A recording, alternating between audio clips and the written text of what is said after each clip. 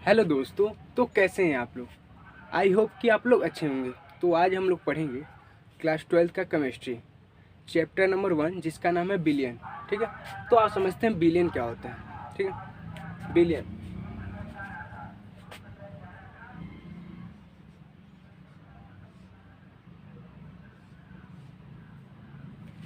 तो बिलियन का पहले परिभाषा लिख लेते हैं, उसके बाद समझते हैं। दो या दो से अधिक पदार्थों का पदार्थों के सामान्य मिश्रण को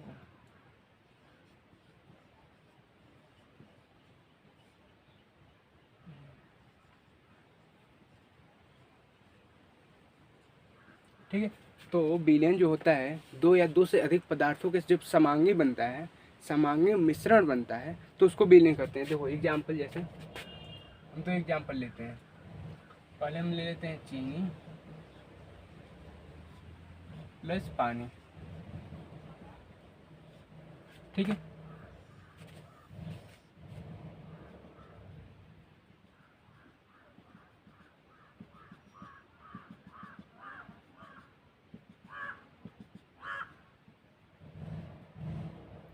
ठीक है, ये चीनी पानी का मिश्रण है। ठीक है, चीनी पानी का। और दूसरा हम ले लेते हैं मिट्टी पानी, मिट्टी प्लस पानी। ठीक है, इसको ले लेते हैं।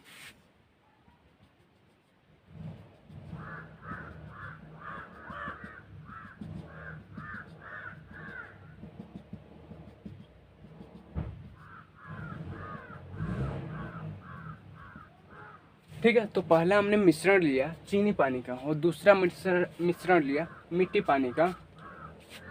हाँ, तो अब देखो, जब हम चीनी पानी का मिश्रण बनाते हैं, चीनी पानी का मिश्रण, तो मान लो अगर हम यहाँ से इस मिश्रण को उठा लें, ठीक है, यहाँ से उठा ले, यहाँ से उठा ले, यहाँ से उठा ले, या यहाँ से उठा ले, या यहाँ से कहीं से भी इस मिश्रण को उठा लें, चीनी पानी के घोल को, तो हर जगह स्वाद समान आता है ना। जैसे अगर आप लोग चीनी पानी का घोल बनाते हैं, तो आप कहीं से भी उस चीनी पानी के घोल को उठाइएगा, तो हर जगह स्वाद समान आएगा, या तो यहाँ से, या यहाँ से, या यहाँ से, या यहाँ से।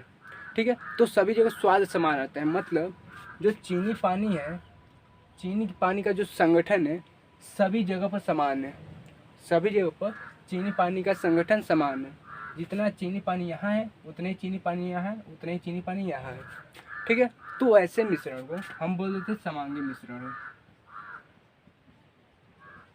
समांगी मिश्रण। ठीक है, तो ऐसा मिश्रण जिसमें सभी पदार्थों का जो संगठन है सभी जगह समान हो। ठीक है, लिख लेते हैं इसको भी।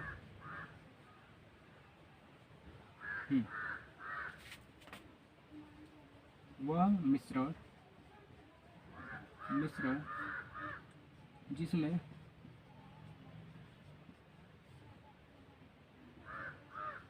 सभी जगह पदार्थों का संगठन समान हो। ठीक है, तो ऐसा मिश्रण जिसमें सभी जगह चीनी, जैसे चीनी पानी का मिश्रण है, तो इसमें चीनी पानी जहाँ जितना चीनी पानी यहाँ होगा, उतने ही चीनी पानी यहाँ होगा, उतने ही चीनी पानी यहाँ होगा। मतलब यहाँ पर चीनी पानी का जो संगठन है सभी जगह समान है। तो ऐसे मिश्रण को हम बोल देते हैं वो समांगी मिश्रण है। ठीक है, वो समांगी मिश्रण है। अब देखो इधर, जैसे हम मिट्टी पानी का घोल बनाया, जब मिट्टी पानी का घोल बनाते हैं, मिश्रण बनाते हैं, तो देखना कि जो मिट्टी है अधिकतर नीचे आ जाता है, अधिकतर मिट्टी नीचे आ जाता है और बहुत कम ऊपर होता है।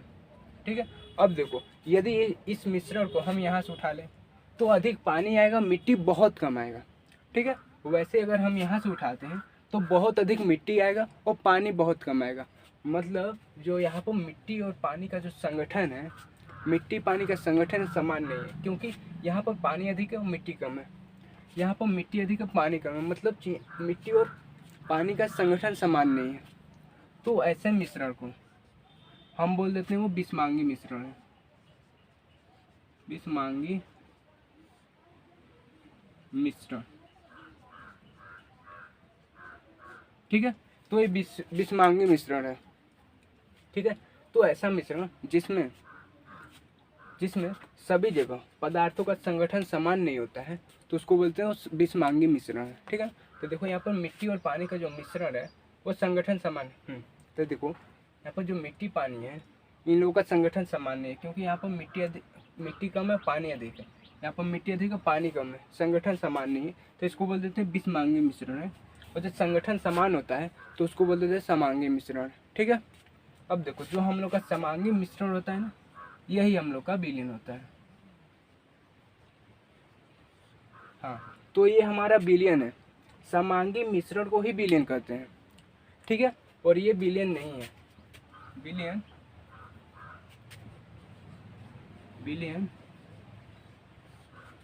नहीं है, और ये विलयन है, ये विलयन है और ये विलयन नहीं है। तो जो समांगी मिश्रण होता है वही विलयन होता है। ठीक है, और जो बिस्मांगी मिश्रण होता है विलयन नहीं होता है। तो ऐसे बहुत बच्चे होते हैं जो बोलते हैं जब मिट्टी पानी मिला दिए तो वो विलयन बन गया। विलयन नहीं होता है, वो विलयन नहीं है, वो मिश्रण है, बिस्मांगी मिश्रण। ठीक है, और समांगी मिश्रण ही विलयन होता है। इसलिए डिफिनीशन में देखो यहाँ पर लिखा है, दो या दो से अधिक पदार्थों के समांगी मिश्रण को विलयन कहते हैं। तो समांगी मिश्रण को ही विलयन बोलते हैं, ना कि बिस्मांगी को। तो ये विलयन नहीं है, याद रखना। ठीक है, ये हो गया। हाँ, तो इतना हो गया। अब देखो जो विलयन होता है ना, विलयन में इसको मिटा देते हैं।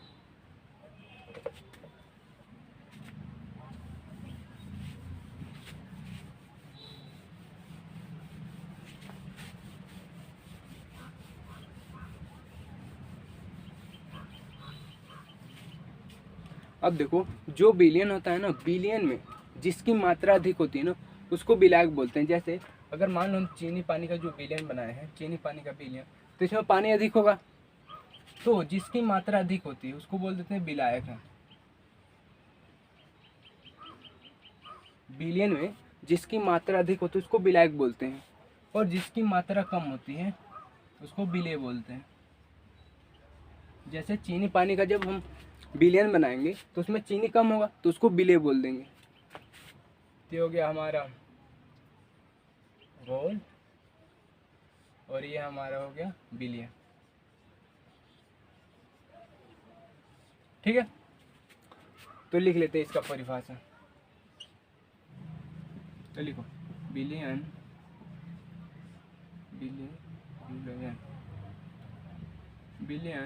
में जिस पदार्थ की मात्रा अधिक होती है उसे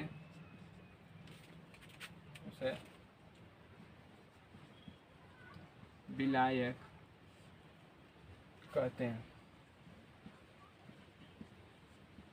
ठीक है ना, तो विलयन में, किसी भी विलयन में जिसकी मात्रा अधिक होगी उसको विलायक बोल देंगे, और जिसकी मात्रा कम होगी उसको विलेय बोल देंगे। ठीक है, हाँ, और विलेय विलायक का एक और परिभाषा होता है जो दूसरा होता है, विलयन में जिसको घोला जाता है, जैसे चीनी को घोला जाएगा ना, जिसको घोला जाते हैं वो विलेय होता है, और जिसमें घोला जाता है, जैसे पानी में घोला जाएगा, जिसमें घोला जाता है वो विलायक होता है। ये दूसरा परिभाषा है। विलयन में जिसको घोला जाता है वो विलेय होता है, और जिसमें घोला जाता है वो विलायक होता है। तो मेरे ख्याल से ये वाला परिभाषा बहुत अच्छा है कि विलयन में जिसकी मात्रा अधिक होती है उसको विलायक, और जिसकी मात्रा कम होती है उसको विलेय बोलते हैं। ठीक है, तो विलय विलायक समझ गया। अब आगे चलते हैं, इसको नोट कर लेना।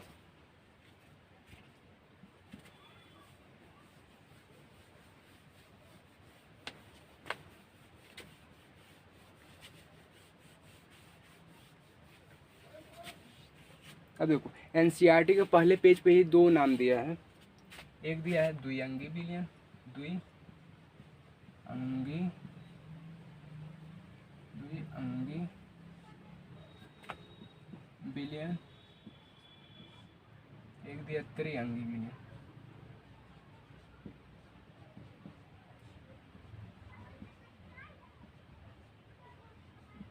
विलयन तो देखो इस, हाँ तो देखो इसके नाम में छुपा है द्विअंगी, मतलब दो चीज, दो पदार्थ होगा। द्वि मतलब दो, अंगी मतलब पदार्थ, दो पदार्थ का विलयन होगा। ठीक है। त्रिअंगी मतलब तीन, और अंगी मतलब पदार्थ, तीन पदार्थ का विलयन होगा। ठीक है। जब दो पदार्थों से विलयन बनता है तो उसे द्विअंगी बोलते हैं। जब दो पदार्थों से विलयन बनता है तो उसे द्विअंगी द्विअंगी द्विअंगी विलयन द्विअंगी विलयन विलयन कहते हैं। ठीक है। जब इसके नाम में ही छुपा है, द्वि मतलब दो, द्वि मतलब दो, और अंग मतलब पदार्थ। ठीक है। अंगी मतलब पदार्थ। जब दो पदार्थों से विलयन बनता है तो उसको द्विअंगी विलयन कहते हैं। जैसे जैसे जैसे चीनी प्लस पानी। ठीक है। तो यहाँ पे देखो दो पदार्थ है, एक चीनी एक पानी है, तो ऐसे विलयन को द्विअंगी विलयन बोल देंगे। ठीक है। और दूसरा त्रिअंगी, इसके ही नाम में छुपा है। त्रि मतलब तीन, और अंगी मतलब पदार्थ, अंगी मतलब पदार्थ। ठीक है। जब तीन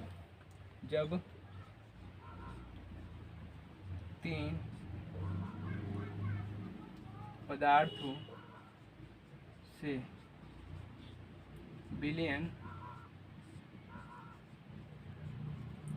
बनता है तो उसे त्रिअंगी विलयन कहते हैं। त्रिअंगी विलयन त्रिअंगी विलयन कहते हैं।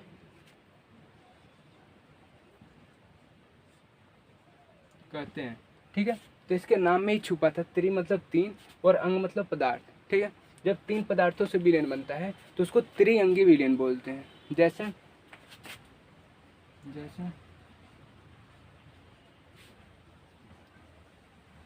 चीनी प्लस पानी प्लस नमक। ठीक है। तो यहाँ देखो तीन पदार्थ है, एक पदार्थ, दो पदार्थ, तीन पदार्थ, तो ऐसे विलयन को त्रिअंगी विलयन भी बोल सकते हैं।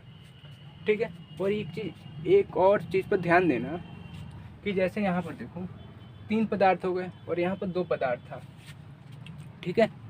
यहाँ पर दो पदार्थ है, यहाँ पर तीन पदार्थ। जब तीन पदार्थ हो जाते हैं तो कैसे समझेंगे कौन विलायक है कौन विलेय है, कितना विलेय होता है कितना विलायक होता है। देखो जब किसी विलयन में दो या दो से अधिक पदार्थ हो जाते हैं तो कैसे पता करें कि कितना विलेय होगा और कितना विलायक होगा। तो एक इम्पोर्टेंट एक नोट पर लिख लो।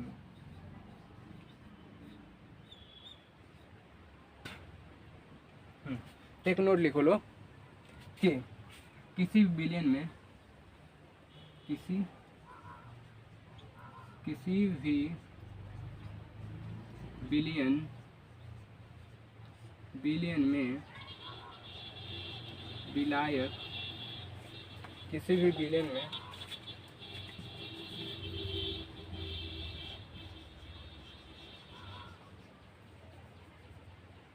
विलयन में विलायक, किसी विलयन में विलायक केवल एक ही होता है, केवल एक ही होता है,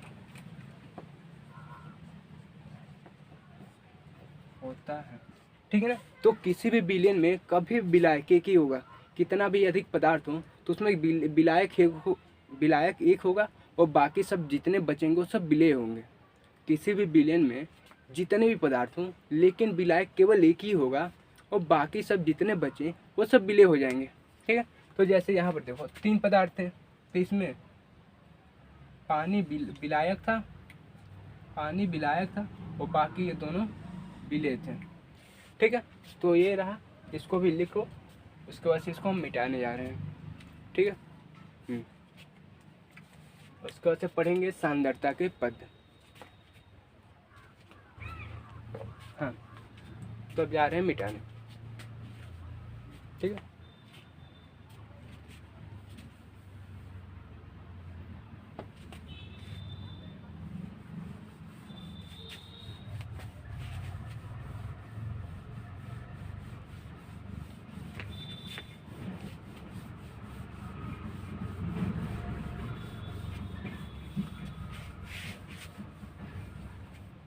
हाँ, तो अब पढ़ेंगे सांद्रता के पद। पहले समझ लेते हैं सांद्रता क्या होता है। विलयन की सांद्रता।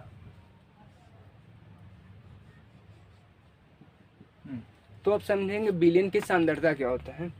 जैसे मान लो हमने एक विलयन बनाया,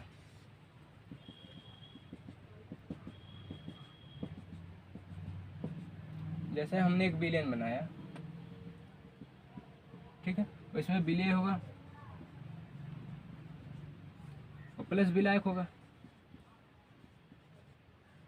जब विलेय विलायक होंगे तभी तो विलयन बनेगा। हाँ, तो ठीक है, तो हमने एक विलयन बनाया, उसमें एक विलेय होगा, एक विलायक होगा। तो इस विलयन में कितना विलेय उपस्थित है, इसी को उस विलयन की सांद्रता बोलते हैं। हाँ, तो किसी भी विलयन में, जैसे हमने विलयन बनाया, तो किसी भी विलयन में विलेय की मात्रा या विलायक की मात्रा अगर हम ज्ञात करते हैं वो उसकी सांद्रता ही होती है, ठीक है। तो लिख लेते हैं, किसी भी विलयन में उपस्थित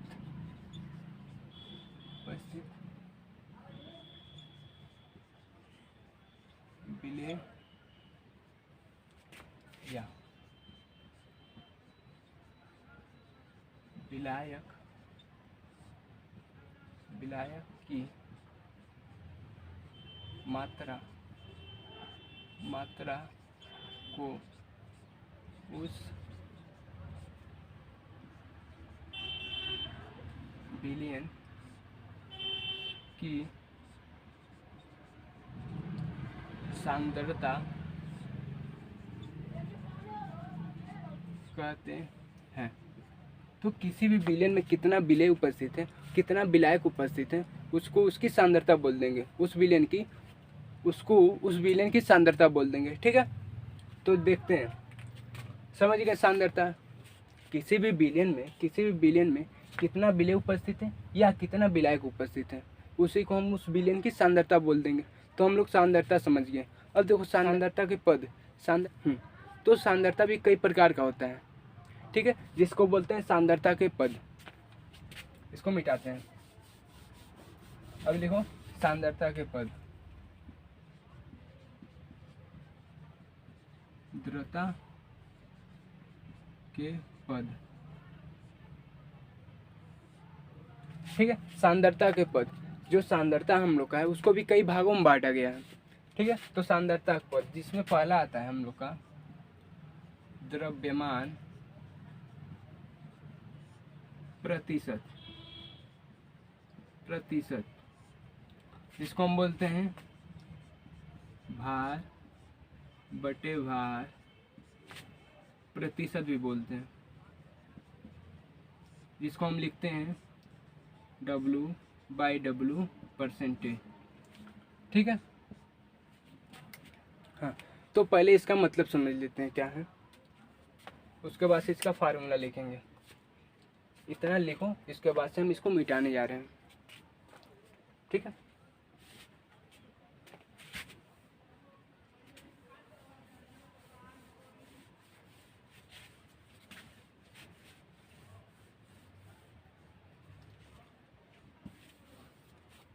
हाँ, तो इसको समझते हैं क्या होता है। जैसे मान लो हमने एक बीकर लिया, ठीक है। इस बीकर में हमने विलेय पदार्थ मिलाया, विलेय मिलाया, विलेय को मान लेते ए है, इसमें मिलाया, ठीक है। और इसी बीकर में हमने विलायक मिलाया, विलायक मिलाया, और विलायक मान लेते हैं बी है, ठीक है। अब देखो, जो विलेय का भार है उसको हम मान लेते हैं एम ए है, और जो विलायक का भार है उसको मान लेते हैं एम बी है, ठीक है। तो हमने एक बीकर लिया, उसमें विलेय मिलाया, विलेय मान लेते ए है, और एक विलायक मिलाया जिसको मान लेते हैं बी है। जो विलेय ए है, जो उसका भार है वो एम ए है, और जो विलेय बी है, जो विलायक बी है, उसका वो जो भार है एम बी है, ठीक है। तो अब देखते हैं, यदि हम पूछें इस टोटल बिलियन का जो भार होगा कितना होगा, तो देखो क्या होगा।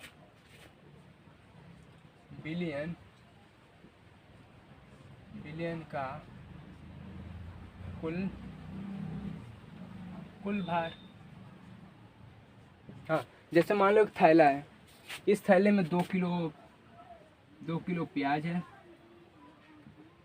3 किलो आलू है, 2 किलो लहसुन है। अगर हम पूछें इस थैले का भार कितना है, तो हम सबको जोड़ देंगे, 2 4 और 3 7 किलो इस थैले का भार हो जाएगा। वैसे ही इस जो बीकर है, मतलब जो बिलियन बना है, उसका अगर हम भार पूछें तो इन दोनों को जोड़ देंगे, वही तो होगा ना। जैसे ये मान लो एक बीकर था, ठीक है, और इसमें 3 किलो आलू, 2 किलो प्याज, 2 किलो लहसुन था। अगर हम इसका टोटल जो झोला है इसका भार पूछें तो सबको जोड़ देंगे, तो झोले का भार निकल जाएगा, ठीक है ना। झोले का भार निकल जाएगा। वैसे ही जो बीकर है उसमें विलेय ए इतना ग्राम है, एम ए है, विलायक भी एम बी है, ठीक है। यदि हम बिलियन का कुल भार पूछे तो दोनों को जोड़ देंगे, तो M A plus M B हो जाएगा, ठीक है। ये हो गया बिलियन का भार, हो जाएगा ना। दोनों को जोड़ देंगे तभी तो बिलियन का भार निकलेगा, ठीक है। अगर हम पूछें, हाँ, यदि हम पूछें टोटल बिलियन में कितना विलेय उपस्थित है, तो क्या बोलोगे। M A plus M B gram बिलियन में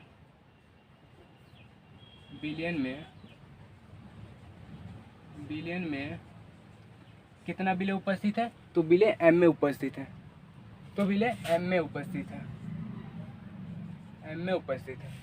ठीक है। दिखाई दे रहा है।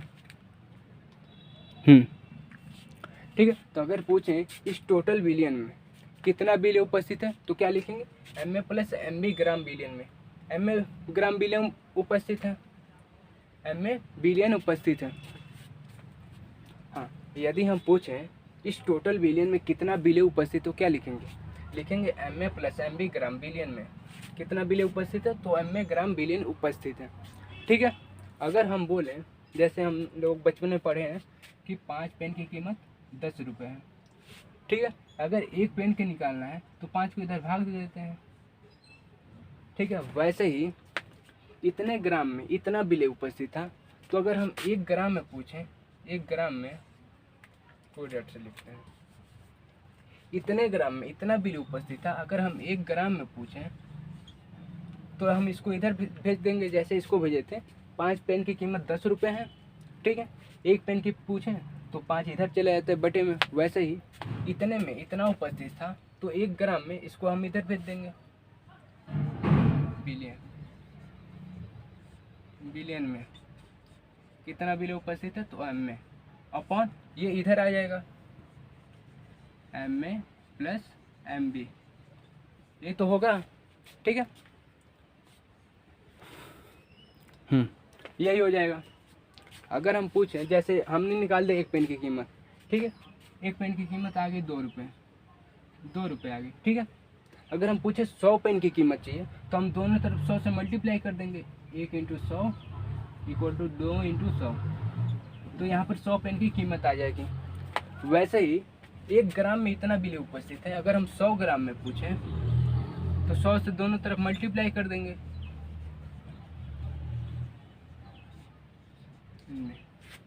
तो क्या हो जाएगा एम में अपॉन एम में प्लस एम बी, एम में प्लस एम बी इंटू 100, दोनों तरफ 100 से मल्टीप्लाई कर देंगे ना। 1 ग्राम में इतना उपस्थित था तो 100 ग्राम में पूछेंगे तो दोनों तरफ 100 से मल्टीप्लाई कर देंगे। और जो यही होता है कि 100 ग्राम बिलियन में, 100 ग्राम बिलियन में कितना विलेय उपस्थित है, उसी को हम उसकी द्रव्यमान प्रतिशत कहते हैं। ठीक है, तो 100 ग्राम बिलियन में कितना विलेय उपस्थित है, कितना विलेय उपस्थित है, उसी को हम द्रव्यमान प्रतिशत कहते हैं। ठीक है, तो द्रव्यमान प्रतिशत का फार्मूला बनाते हैं। ठीक है, तो देखो इसका फार्मूला होता है W/W का। ये क्या था, विलेय का भार था ना, ये विलेय का भार था, जो एम में था वो विलेय का भार था। ठीक है, तो लिखते हैं विलेय का भार, विलेय का भार, भार लिखो या द्रव्यमान लिखो, कोई अंतर नहीं। अपॉन एम में प्लस एम बी क्या है, टोटल बिलियन का द्रव्यमान है, बिलियन का द्रव्यमान इंटू 100, तो 100, यही होता है द्रव्यमान प्रतिशत।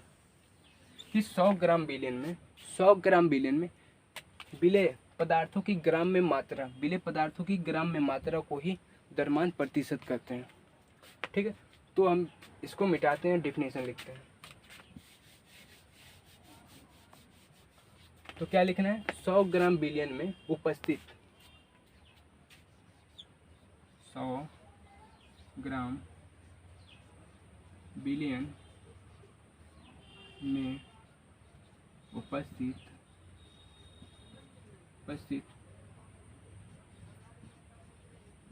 विलेय पदार्थ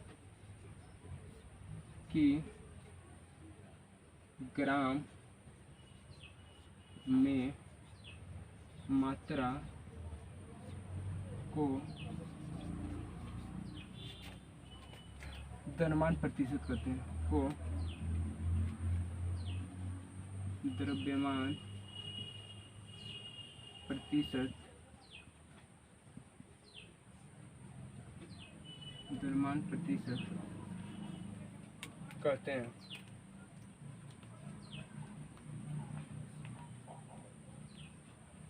ठीक है, तो 100 ग्राम बिलियन में, 100 ग्राम बिलियन में कितना विलेय उपस्थित है, कितना विलेय उपस्थित है, उसी को हम बोल देते हैं द्रव्यमान प्रतिशत। ठीक है, इसका डेफिनेशन ये रहा द्रव्यमान प्रतिशत का, 100 ग्राम बिलियन में उपस्थित विलेय पदार्थ का ग्राम में मात्रा को ही द्रव्यमान प्रतिशत कहते हैं। ठीक है, तो ये हो गया द्रव्यमान प्रतिशत का फार्मूला। तो ये हो गया द्रव्यमान प्रतिशत का फार्मूला। अब इस पर एक क्वेश्चन करते हैं।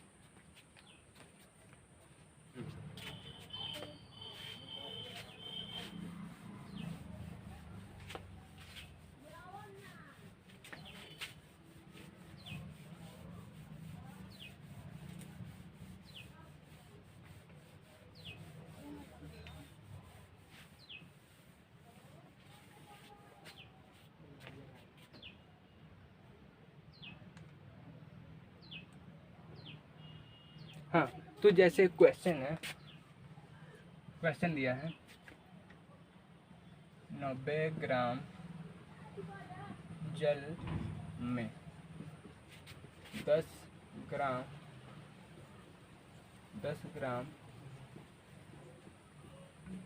चीनी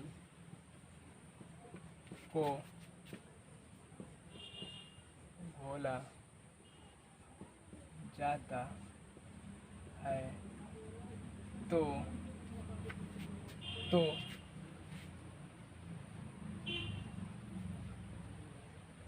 बिलियन तो जल तथा चीनी दोनों का द्रव्यमान प्रतिशत ज्ञात कीजिए।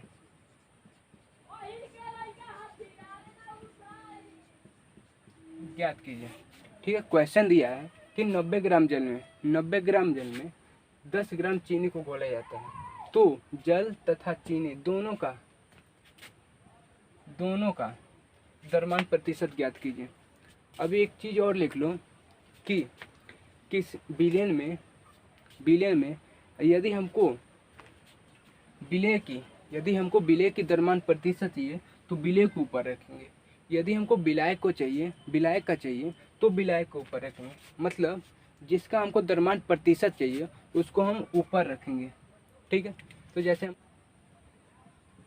चीनी का द्रव्यमान प्रतिशत इक्वल टू क्या होता है फार्मूला, विलय का भार। विलय यहाँ क्या है 10 ग्राम, विलय का भार 10 ग्राम रखो अपॉन बिलियन का भार, बिलियन का द्रव्यमान। तो बिलियन कैसे बनता है, विलय प्लस विलायक को मिलाएंगे तभी तो बिलियन बनेगा। तो विलायक है 90 और प्लस विलय 10 इंटू 100, ये रहा। ठीक है, अब करेंगे तो 10 करने 10 इंटू 100 अपॉन 10 100, 90 10 100। ठीक है, इस 100 से ये 100 कट जाएगा और जो चीनी की मात्रा इस बिलियन में वो है 10%। ठीक है, ये तो चीनी की मात्रा हो गई। हम निकालते हैं जल की मात्रा। जल का द्रव्य